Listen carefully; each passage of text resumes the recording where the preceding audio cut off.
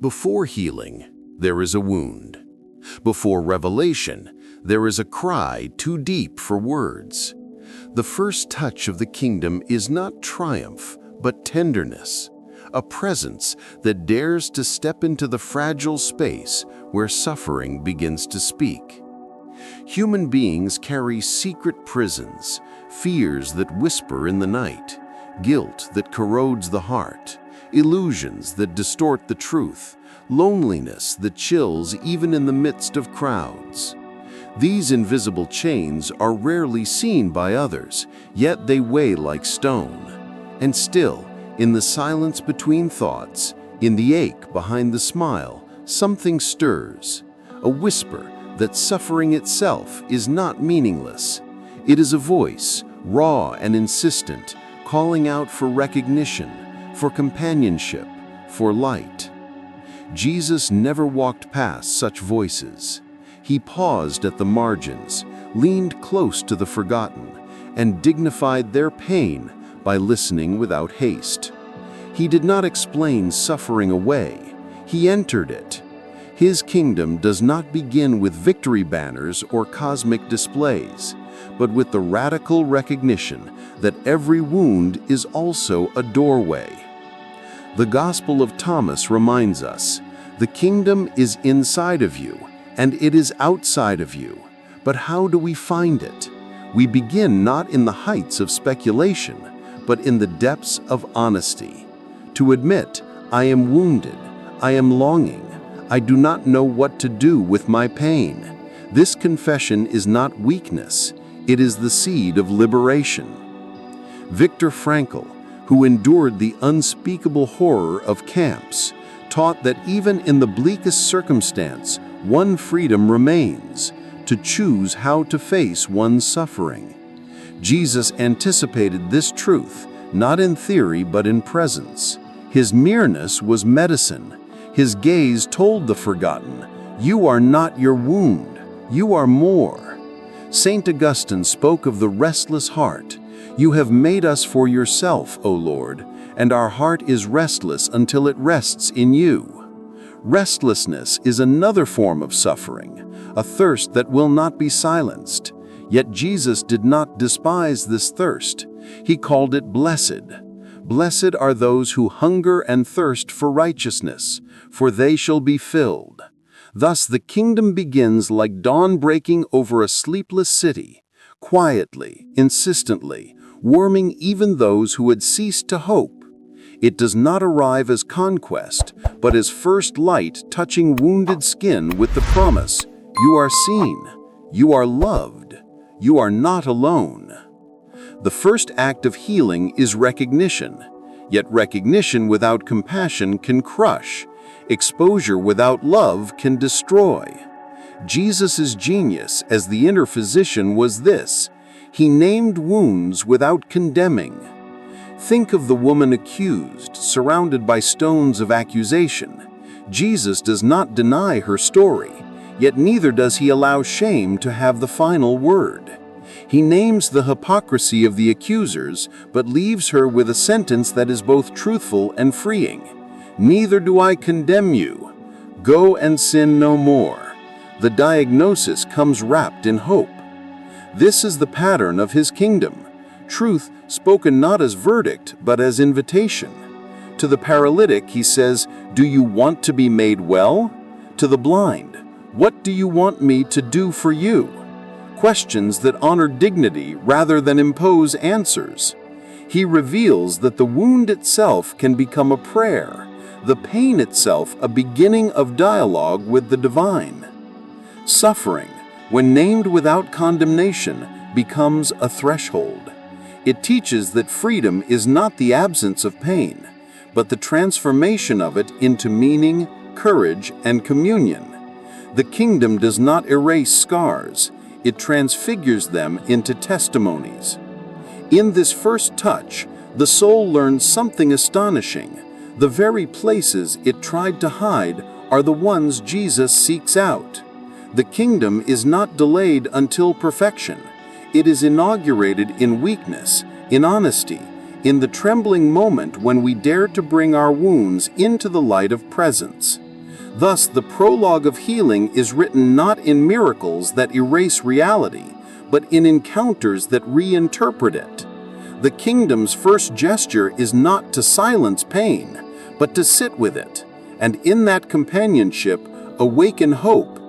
And so, the story begins, not with power, but with presence, not with answers, but with listening, not with conquest, but with compassion. In the beginning was the wound, and into the wound came the whisper, "You are free, even here. The kingdom is at hand." Every human being carries within them a secret landscape of wounds. Some are old scars, buried so deeply that they seem forgotten, yet they still radiate their quiet ache into the present. Others are fresh, raw to the touch, shaping how we move, how we speak, how we dare or fail to love. To speak of the kingdom as healing requires that we begin not with abstract ideals, but with this inner anatomy of brokenness. Fear is often the first tyrant. It rises in countless disguises: the dread of failure, the terror of rejection, the gnawing suspicion that we are unworthy of being loved. Fear narrows the soul's horizon. It convinces us that safety lies in hiding, in silence, in shrinking back from life. Fear is the whisper that says, better not try, better not trust, better not hope. And yet, paradoxically, the heart longs for precisely what fear forbids: connection, risk, surrender.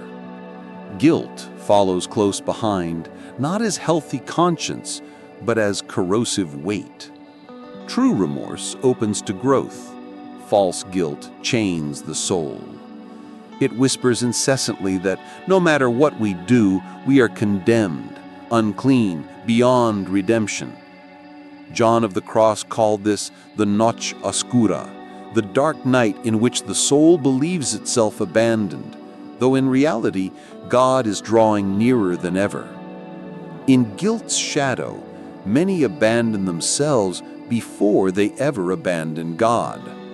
Illusion is another form of bondage. The illusions we construct to protect ourselves, the polished masks, the carefully managed images, the stories we tell to justify our choices, promise control but deliver fragility. Jung named this the persona, the mask we wear to be accepted. Yet beneath the mask, the self, that deep image of the divine, longs to emerge. Illusion feeds pride or despair, never freedom. It traps us in false identities while the kingdom calls us into truth. And then there is isolation, the bitter fruit of fear, guilt, and illusion combined. It is the silence of not being truly seen, the ache of friendships that skim the surface, the loneliness even within families and crowds. Attachment theory reminds us that wounds of abandonment echo into adulthood. We seek belonging, but when our roots have been fractured, we struggle to trust. Isolation is more than solitude. It is the prison of believing that no one could possibly understand. All of these, fear, guilt, illusion, isolation, intertwine like vines around the soul. They whisper a single lie: you are alone in this. Yet even in that silence, another voice stirs, a whisper, faint but undeniable, like the sound of water beneath frozen ground. The kingdom is within you. Jesus never turned away from these inner prisons. He did not dismiss them as weakness or condemn them as failure. He approached them with the courage of presence. Where fear trembled, he brought peace. Where guilt accused, he brought forgiveness. Where illusion blinded, he brought clarity. Where isolation suffocated, he brought companionship. In this lies the first secret of the kingdom, that our very wounds are the place where the divine physician waits. If we imagine the way Jesus healed souls, we might think first of miracles: sight restored, bodies straightened, fevers stilled. But behind the visible acts lay an even deeper miracle: the way he was with people. His presence was not rushed. His gaze lingered. His listening was more profound than explanation. He created a space where truth could surface without fear of humiliation. Think of his meeting with Nathanael. "I saw you under the fig tree." A simple acknowledgement, yet it pierced the man's heart with recognition. Or his encounter with the Samaritan woman at the well.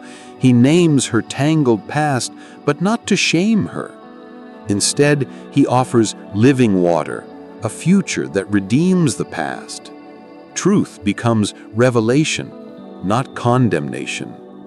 This setting of Jesus resembles the most compassionate form of therapy, a space of unconditional regard where the soul dares to reveal itself. Carl Rogers spoke of acceptance as the soil in which transformation grows. Jesus embodied this centuries earlier, not as technique, but as natural overflow of love. He looked into people and saw not only what they had done, but what they could become. The Urantia Papers tell us that authentic religion is never imposed, it is lived in experience. Jesus did not dictate systems, he invited encounters. His kingdom was not announced with threats, but with invitations. "Follow me." This gentle authority had power precisely because it did not crush. To listen without humiliating is itself a form of liberation. Many souls are imprisoned less by their wounds than by the shame of those wounds. When Jesus approached, he stripped away shame without stripping away truth.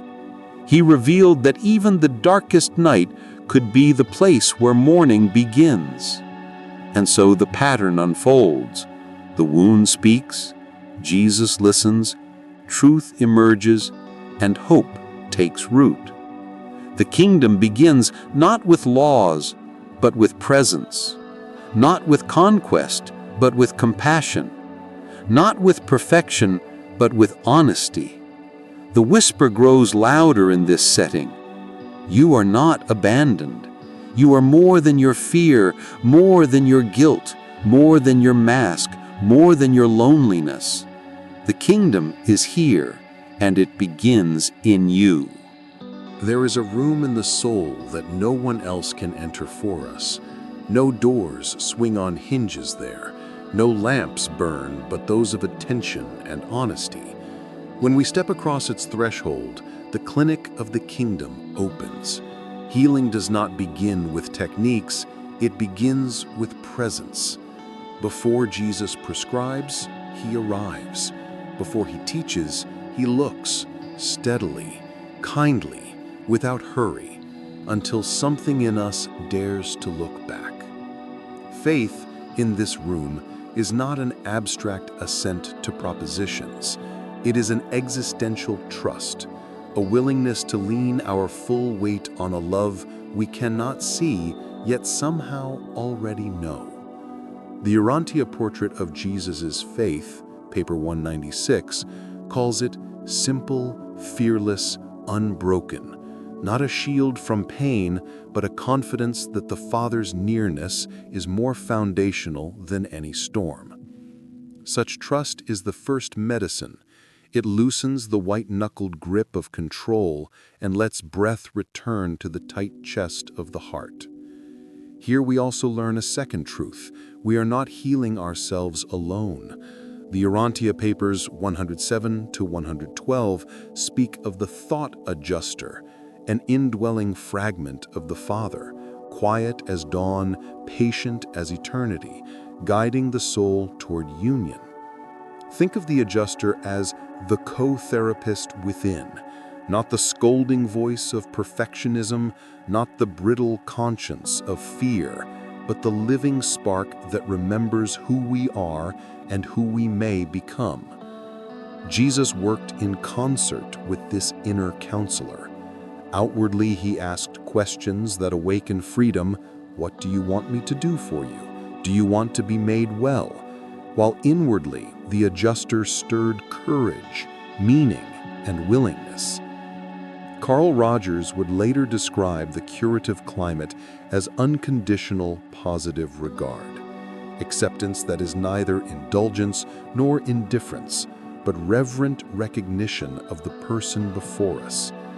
Jesus embodied this without method.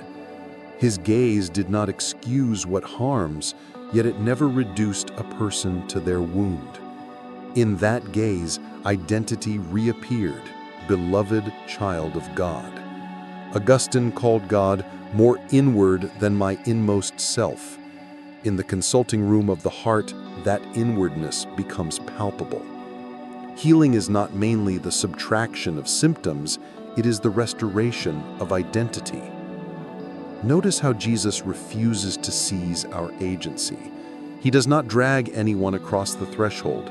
He invites, dignifies, cooperates. Healing with him feels like co-authorship.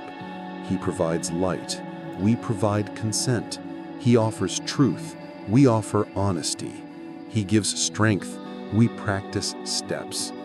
The adjuster sustains this cooperation from within, drawing disparate pieces of the self around a steady center. Fragmented motives begin to align, scattered fears begin to quiet. The will, once split, becomes single. Viktor Frankl taught that the human person can endure almost any how when they discern a why. Meaning is medicine. Jesus heals at the level of meaning, not by revising facts, but by relocating them inside a larger story of love. Your faith has made you well is more than a benediction. It is a diagnosis of agency restored, a statement that the person has stepped with God into a new posture toward life. What does this look like in practice? Often it begins with stillness. In the inner room, sit quietly for a few breaths, name without ornament what hurts, and then ask, almost in a whisper, "Father, how do you see me here?" Wait. Let the first flood of self-talk subside. The adjuster's tone is never contemptuous. It is lucid, tender, and clean. Sometimes the only word that comes is beloved. Sometimes a next step appears, small, doable, faithful. Send the message, take the walk, ask for help, tell the truth. The kingdom's clinic is not a place of grand gestures. It is where presence converts truth into courage and courage into action. Do not be surprised if nothing outwardly changes at once. Weather can rage while an inner climate stabilizes. The anxiety still visits, but it no longer owns the house. The old narratives still knock, but they do not wear the only keys. Faith does not deny the storm. It learns to sleep in the boat with Jesus and to rise at His word into a larger calm. This is the signature of the inner physician, not anesthesia, but alignment, not numbing, but newness, not escape, but emergence from the room more truly ourselves because we have trusted the one who dwells there. Pain speaks first as protest, then as plea, and if we stay, finally as invitation. The invitation is to tell the truth about our story and then to retell it. Jesus never trivialized biography. He transfigured it. Where we read fate, He reads formation. Where we see only failure, He traces the outline of a future. The Greek word metanoia does not mean wallow in shame. It means change of mind, a radical reframing. In the kingdom's clinic, repentance is not self-hatred. It is narrative healing. Frankl's logotherapy calls this de-reflection, turning the gaze from sterile self-absorption toward meaning that transcends the wound. Jesus does this gently but firmly. Go and sin no more is not a threat dangled over a trembling soul. It is the gift of a new chapter title. The facts of yesterday remain, but their place in the story changes. They are no longer the axis. They become the backdrop against which fidelity now unfolds. Jung would say that integration begins when the shadow is named and reclaimed, not projected. In conversation with Jesus, the shadow is neither indulged nor exiled. It is acknowledged as misdirected energy and reharnessed for love. Zeal that once defended illusion becomes passion for truth. Control that once strangled trust becomes disciplined fidelity. You shall know the truth, and the truth shall set you free, describes precisely this passage, from unmanaged fragments to meaningful form. How does this reauthoring proceed? First, naming. Write or speak a concise, unsparing description of the wound. No drama, no evasions. Second, listening. Ask, what is the adjuster showing me about this? And then remain with whatever rises. Sorrow, responsibility, a nudge toward apology, a small act of repair. Third, pivoting. Choose one concrete, loving step that aligns your story with the kingdom's arc. Metanoia is measured in steps, not speeches. Jesus supplies images to carry us through.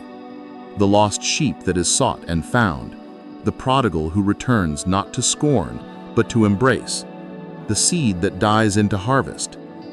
These are not quaint morals. They are narrative maps. They tell you where you are and what is next. If you feel far, the map says home exists. If you feel dead, the map says life hides in surrender. If you feel unforgivable, the map says the Father runs. Such images are the kingdom's narrative therapy, symbols that lodge in memory and keep reorienting the will toward hope. Community participates in this healing. Stories repair most deeply when heard by loving witnesses. Confession in this light is not humiliation, it is reintegration, bringing the exiled parts of the self back into communion. A friend who listens without flinching, a guide who names truth without contempt, a gathered circle where prayer is honest and ordinary. These become the clinic's outer rooms. The Urantia vision of fraternity, the kingdom as family, means precisely this. No one heals in splendid isolation. Do not confuse reauthoring with revisionism. We are not airbrushing harm. We are refusing to let harm be the author. Forgiveness, then, is not denial, but decisive editing. We break the tyrannical sentence that chained the future to the past. We release others from our vengeance and ourselves from the role of perpetual victim. The scar remains, but it becomes a punctuation mark, not the period that ends the tale. In the end, the test of the new narrative is fruit. Are courage and compassion ripening? Is honesty easier, tenderness more stable, joy less fragile? The inner physician leads us toward such markers, not to grade us, but to gladden us. Your faith has made you well becomes go in peace, a benediction that sends the healed back into the world as healers. A simple practice to anchor this work. Each evening, take 10 minutes for an examen of meaning. 1. Gratitude. Name one moment of light. 2. Truth. Name one moment of misalignment without self-beating. 3. Guidance. Ask the adjuster, what is my next faithful step? Write it down in a single sentence. Sleep inside that sentence. Wake and do it. This is how biographies turn, quietly, steadily, until the wound that once defined you becomes the doorway through which others will one day walk into freedom. The kingdom's clinic does not discharge us to perfection. It sends us forth into participation. Our stories, reauthored in the key of meaning, become gifts. And the physician walks with us still, more inward than our inmost, more faithful than our fears, co-writing, line by line, the tale in which love has the last word. Healing never begins in denial. To pretend we are whole when we are fragmented only deepens the fracture. The kingdom invites us into an honesty so daring that it feels like exposure, yet an exposure bathed in mercy. Jesus, the physician of the soul, does not heal by hiding shadows. He heals by bringing them into light. Consider Peter. He loved passionately, yet denied fearfully. When the rooster crowed, shame crashed upon him like a wave. But when Jesus later met him by the sea, he did not humiliate him with accusations. He asked 3 times, "Do you love me?" Truth was named, not to crush, but to restore. Peter's shadow was not erased, it was integrated into a new vocation. His denial became the soil where humility grew, and humility became the strength of his mission. Or think of the woman dragged before him, surrounded by accusers gripping stones. The shadow of her choices was undeniable. Yet Jesus shifted the mirror toward the accusers, exposing their own hidden shadows. Let the one without sin cast the first stone. Truth leveled the ground. When silence fell and the accusers slipped away, he spoke to her, not as judge, but as liberator. "Neither do I condemn you. Go and sin no more." Truth without humiliation, exposure without annihilation, light that warms instead of burns. Jung wrote that the shadow is not to be destroyed but integrated, for it holds energy and potential when faced honestly. Jesus embodied this insight before psychology gave it language. He did not pretend people were flawless, he loved them through their fractures. In doing so, he revealed that confession is not about disgrace, but about reality. To confess is to let go of illusion and enter the freedom of truth. Yet courage is required. To admit the shadow is to risk shame, to risk rejection. This is why Jesus' presence mattered. He held the mirror with compassion. His truth was steady, his gaze unflinching, his love unwavering. Under such a gaze, the soul discovers it can survive exposure. More than that, it can be reborn through it. This is the first movement of courage, to let the shadow speak, to allow it to be seen, and to believe that such seeing is the beginning of healing.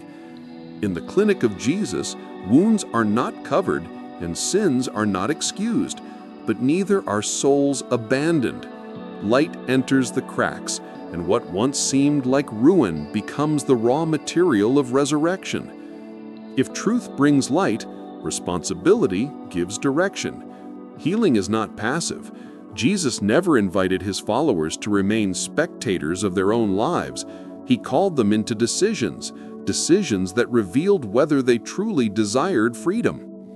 When he healed the paralytic at Bethesda, he asked a startling question: "Do you want to be made well?" The man could have hidden in excuses, but the question pierced deeper. Are you willing to take responsibility for your healing? And when healing came, responsibility followed. Take up your mat and walk. The mat that once symbolized helplessness became the testimony of responsibility embraced. Responsibility in the kingdom is not heavy condemnation, it is liberation. Kierkegaard described faith as a leap, a decisive act that no one else can make for us.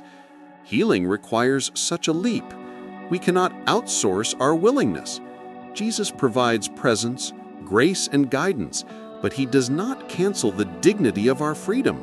To step forward is to claim agency, to say, "Yes, I will live differently." Modern practices like acceptance and commitment therapy echo this wisdom. Healing involves naming reality, accepting what cannot be changed, and then choosing actions aligned with values. Jesus invited exactly this: acceptance of truth, release of illusion, and commitment to new life. The Urantia Papers describe his emphasis on courage, paper 148. Courage not of bravado, but of spiritual integrity. The courage to face oneself honestly and act in alignment with God's call. The apostles themselves were case studies in this. They were not paragons of perfection. They were ordinary men with tempers, ambitions, and fears. Yet under Jesus' patient guidance, they learned to shoulder responsibility, not only for their failures, but for their vocations. Responsibility heals because it breaks the cycle of self-deception. When we stop blaming others or fate, when we stop hiding behind shame, we stand upright in dignity. Jesus never confused responsibility with perfection. He knew his followers would stumble, but he taught them to rise again, to choose again, to live forward. Responsibility is freedom's twin. Without it, freedom dissolves into chaos. With it, freedom matures into vocation. To confess shadow and then to choose light is to walk the road of courage, the very road Jesus himself walked, from Galilee to Gethsemane to the cross. Thus, healing unfolds in two movements. First, truth that names the shadow without humiliation. Second, responsibility that transforms confession into decision. Together, they form the rhythm of liberation. And those who dare this rhythm discover that the shadow is no longer master, guilt is no longer prison, and fear is no longer final.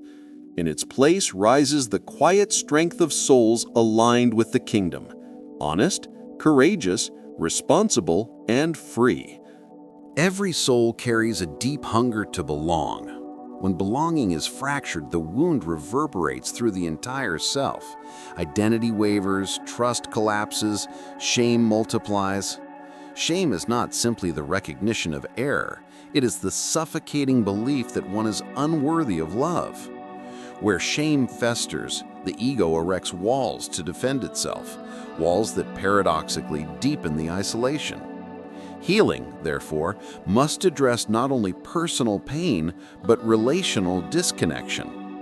Jesus, as portrayed in the Urantia Papers, 170 to 171, announced the kingdom not as a hierarchy of power, but as a fraternity, a community of souls bound together in divine love. The Beatitudes, paper 140, were not philosophical musings, but a manifesto of healing. Blessed are the poor in spirit, for theirs is the kingdom. Here, the shamed are restored to dignity, the excluded are reseated at the table, and the wounded are welcomed as honored guests. Hospitality in this vision is not politeness, but therapy. To share bread, to listen without rushing, to make space for another's story. These gestures function like medicine. Martin Luther King Jr. spoke of the beloved community, a society healed of racism, violence, and division through the active power of love.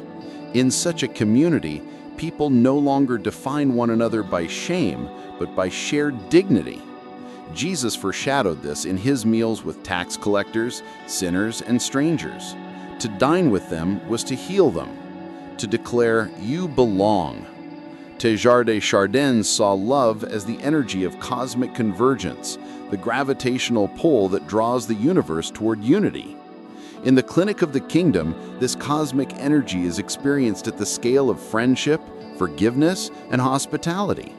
A hand extended, a name spoken with respect, a meal shared without prejudice, all become sacraments of belonging. Rumi sang of the tavern of the beloved, where all are welcome to drink. Such imagery mirrors the hospitality of Jesus. He does not demand perfection at the door. He pours grace as wine, and shame dissolves in the warmth of communion. Love becomes not a sentimental feeling, but a radical force of restoration. It heals attachments, soothes fear, dismantles walls, and whispers into the exiled heart, "You have a place. You are home." If belonging is the soil of healing, forgiveness is its medicine. Few forces bind the soul more tightly than resentment. Left untreated, resentment hardens into cycles of revenge within families, societies, even nations. Trauma repeats itself when it is not transformed. Victims become oppressors, hurt becomes hatred, and wounds multiply across generations. Jesus confronted this cycle not with abstract teaching, but with the radical prescription of forgiveness. Forgive 70 times 7, he told Peter, a number that dissolves the limits of calculation. This was not indulgence, it was liberation. To forgive is not to deny the wound, but to refuse to let it write the final chapter. It is the bold decision to cut the chain of retaliation and open a future no longer held hostage by the past. In the kingdom's clinic, forgiveness is the strongest medicine because it heals both the offender and the offended, breaking the double prison of guilt and bitterness. The Urantia Papers remind us that the kingdom is spiritual, rooted in inner transformation, not external systems. Forgiveness is the key sacrament of that transformation. In the Beatitudes, the merciful are blessed not because they overlook harm, but because they embody the healing rhythm of God Himself. Mercy reconfigures justice from retribution into restoration. Psychology confirms this power. Studies of trauma reveal that forgiveness can interrupt the physiological cycle of stress, softening hypervigilance and loosening the grip of fear. Mindfulness practices echo this, teaching release rather than rumination. Jesus anticipated such wisdom in His simple command, "Love your enemies and pray for those who persecute you." Forgiveness, however, is costly. It requires courage to face the wound honestly, strength to relinquish vengeance, and faith to entrust justice to God. Yet it is in this very act that the soul is set free. Kierkegaard might call it a leap, the leap from the known territory of resentment into the risky field of grace. Teilhard de Chardin envisioned love as the energy driving creation to its omega point. Forgiveness is love in its most radical form. Love that not only attracts, but transforms, reversing entropy within the moral universe. Rumi compared forgiveness to the sweetness of wine poured over bitterness. Do not get lost in your pain. Know that one day your pain will become your cure. Thus, the medicine of love culminates in this, that those who have been wounded can, through grace, become healers. Forgiveness converts victims into witnesses, turning scars into sacraments. In the kingdom's clinic, love is not only the remedy, but the vocation. To belong is to be healed. To forgive is to heal others. This is the rhythm of the kingdom. Communion that dissolves shame, forgiveness that ends the cycle, love that makes all things new. Healing cannot rest on a single encounter. It matures through rhythm. The soul, like the body, requires habits that sustain health, movements that train memory, disciplines that guard freedom. Jesus not only touched lives in passing, He shaped a way of living. The Urantia Papers remind us 100, 144, 160, 180 that authentic religion flourishes in experience and practice, not in theory alone. The kingdom's clinic, therefore, prescribes not only presence, but patterns. Here we name 8 anchor practices, simple, luminous, daily ways that mend the soul. 1. Prayer of the heart. More than words, this is attunement. Jesus withdrew into silence often, not to escape, but to commune. The heart whispers, Abba. Repetition may help. A simple prayer breathed slowly until the mind rests in the rhythm of love. 2. Examine of the day. At evening, pause and review. Where did light break in? Where did you resist truth? The examine is not harsh self-scrutiny, but a loving inventory placing the day back in God's hands. 3. Silence. to sit in quiet without agenda. Teresa of Ávila described the interior castle. Its rooms are discovered not through chatter, but through stillness. Silence teaches the soul that it is not defined by noise or by performance. 4. Symbolic scripture. Read not only for information, but for transformation. Parables act as rescripts of the mind, the lost sheep, the mustard seed, the hidden treasure. Let them lodge like seeds in imagination, germinating when least expected. 5. Gratitude. Naming gifts each day reshapes perception. Gratitude interrupts the cycle of complaint and reorients desire toward abundance. Even small acknowledgments, a meal, a kind word, a sunset, become medicine for despair. 6. Compassion. Small acts of mercy, listening without rushing, offering a hand, speaking kindness. Compassion is practice, not sentiment. Each act strengthens the muscle of love, redirecting energy outward. 7. Service. To give time, energy, presence for the good of another. In service, the ego loosens its grip and dignity returns both to giver and receiver. Jesus' washing feet is the archetype of service as healing. 8. Sabbath rest. To stop striving, to lay down burdens, to allow the soul to breathe. Rest is not laziness, it is liturgy. In rest we confess we are not machines, but children, cared for and held. These 8 are not exhaustive, but foundational. They are portable across cultures, adaptable to every circumstance, rooted in the life of Jesus himself. They mend by weaving rhythm into freedom, teaching the soul to breathe kingdom air in ordinary time. Practices only heal if they are lived. It is not enough to admire them in theory, they must become part of the bloodstream of daily life. Integration requires creativity and humility, not perfection. Think of them as small liturgies woven into ordinary hours. Morning prayer of the heart before the phone is touched. Gratitude written before sleep. Silence inserted between tasks, like commas in a sentence. A weekly meal offered as hospitality. Service practiced in small gestures, holding a door, writing a note, sitting with the lonely. These acts are humble, yet humility is precisely what allows the sacred to saturate the ordinary.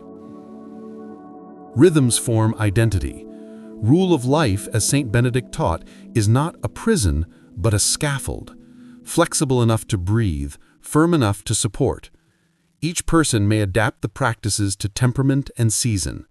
Some will pray while walking, others will journal. Some will find silence in nature, others in candlelight at home. What matters is fidelity, not uniformity. Times of crisis require adjustments, not abandonment. When anxiety surges, prayer may shrink to a single word, help. When grief overwhelms, silence may be filled with tears rather than calm, and that too is prayer. When shame whispers loudly, service may feel impossible, but even washing one's own face with tenderness is a small sacrament. Practices bend with the weight of life. They do not break. Jesus modeled this adaptability. In solitude, he prayed at dawn. In fellowship, he prayed at meals. In agony, he prayed in Gethsemane. Prayer met him where he was, not where he should be. So too with us. Fidelity does not mean rigidity. It means returning again and again to the practices that tether us to love. The Urantia Papers highlight Rodin's philosophy of life, 160, a life structured not by accident, but by intention, where values guide choices and habits nurture stability. This is not moralism, it is medicine.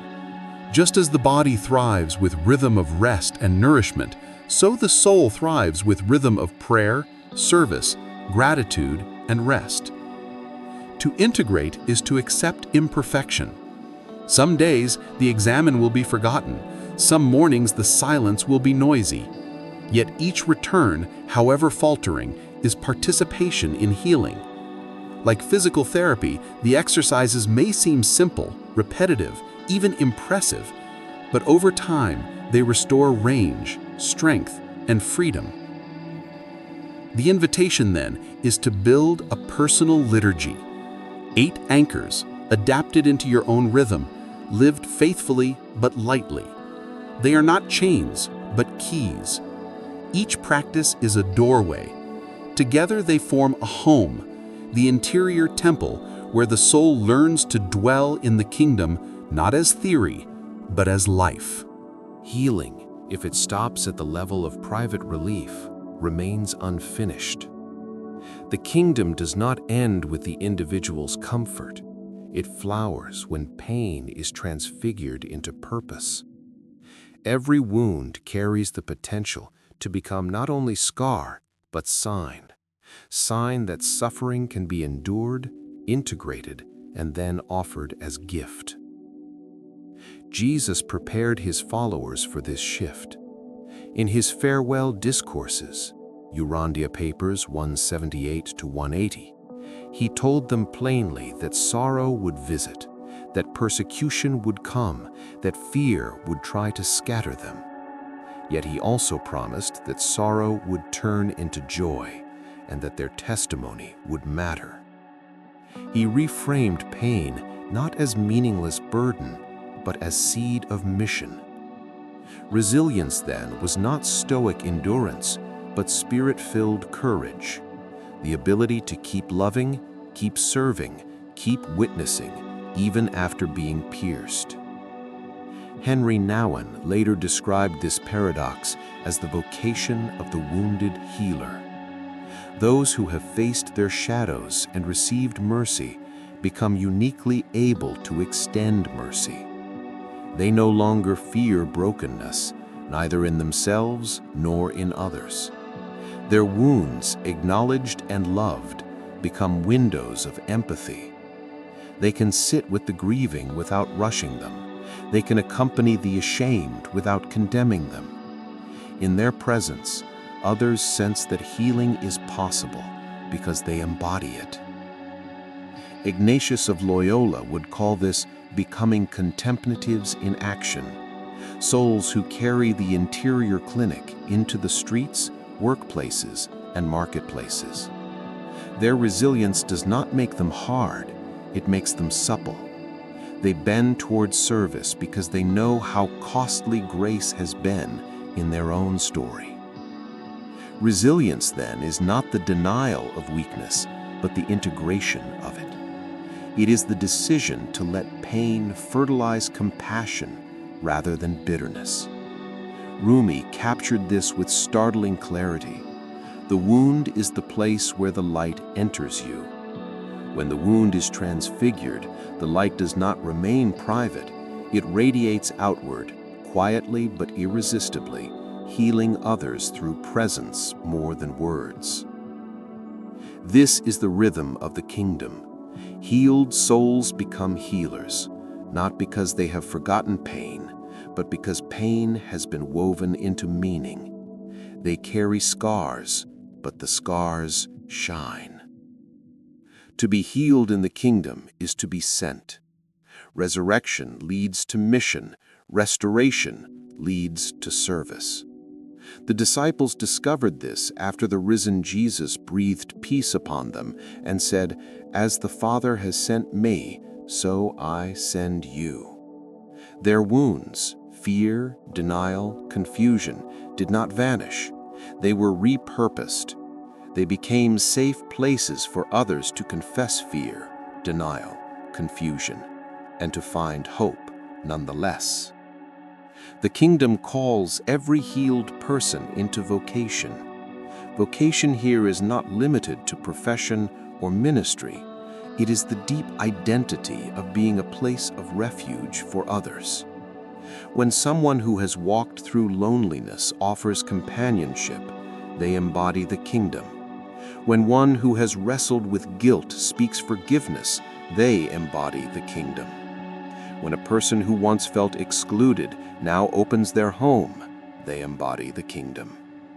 To become a safe place is to incarnate the beloved community Martin Luther King Jr. envisioned, a society where dignity and healing circulate through love. Ignatius taught discernment of spirits as a way to align daily choices with God's call. In practice, this means asking, does this decision foster life, communion, hope? Does it echo the rhythm of the kingdom? When the answer is yes, vocation unfolds, not as abstract mission, but as concrete fidelity to love in the moment. Forged in pain, the witness becomes trustworthy. Others sense authenticity not in perfection, but in scars. The healed witness is unafraid of silence, able to hold another's story without rushing to fix it. They embody what psychologists call secure base, a presence that reassures others that they are safe enough to explore, confess, or risk change. The Urantia Papers, 195-96, emphasize that the life of faith is the true legacy of Jesus, a faith that animates courage, compels love, and awakens witness. Such faith matures not in isolation, but in mission. To live the kingdom is to carry healing outward until community itself becomes therapy, until the world itself begins to glimpse what it means to be whole. Every journey must pause, but the kingdom's journey never ends. These pages close, yet the clinic remains open, within you, around you, before you. The story has traced wounds and whispers, courage and compassion, practices and vocations. Its thread has been constant, that Jesus, the inner physician, walks into every room of the soul, not as stranger, but as friend. Let us gather the fragments. We began with the wound, naming fear, guilt, illusion, and isolation. We listened as Jesus created spaces of truth without humiliation, courage without coercion. We watched as responsibility replaced self-deception, as love dissolved shame and forgiveness dismantled vengeance. We received anchor practices, prayer, silence, gratitude, service, that mend the soul in the rhythm of ordinary days.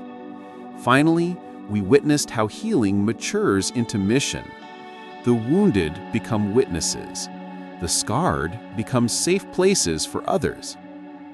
And yet, realism whispers beside promise.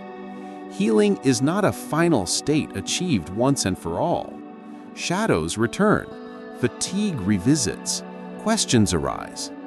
There will be setbacks, lapses, and days when the clinic feels silent. But the kingdom is not fragile, it is patient. Its presence is not lost by weakness, but reawakened by turning again. Faith, as the Urantia Papers remind us, 196, is not the absence of struggle, but the quiet trust that the Father is always nearer than fear, more enduring than failure. The Gospel of Thomas insists the kingdom is inside of you and it is outside of you. To remember this is to carry a compass that does not break. When you feel lost, the kingdom whispers still. When you feel unworthy, the kingdom invites still. When you feel alone, the kingdom abides still. Healing is not perfection but persistence, not absence of wounds, but presence of grace. If every chapter has been diagnosis and therapy, let this epilogue be blessing, ascending forth, a reminder that the inner physician remains within, co-writing your days, adjusting your steps, whispering courage in the silence. So here is the blessing. May your wounds no longer imprison you, but teach you compassion. May your shadows no longer terrify you, but guide you toward honesty. May your faith not protect you from storms, but anchor you through them. May your life become a clinic of love, where others find rest in your presence. And here is the invitation, a simple vow, brief enough to be remembered daily, strong enough to orient a lifetime. I will live as a place of healing. I will welcome, not exclude. I will forgive, not retaliate. I will love, not possess. I will trust, not despair. For the kingdom lives in me, and through me it will touch the world. Carry this vow lightly, not as burden, but as compass. Repeat it when the day begins, or when shadows press, or when you forget who you are. Let it remind you that healing is not merely for you, it is through you. Go then, not as patient alone, but as witness, not as one who has arrived, but as one who travels with others, not as one who speaks of theories, but as one who embodies presence. The kingdom's clinic is open still wherever you stand, whoever you meet, whatever tomorrow brings. So go, be cure, be kindness, be communion. The physician walks with you.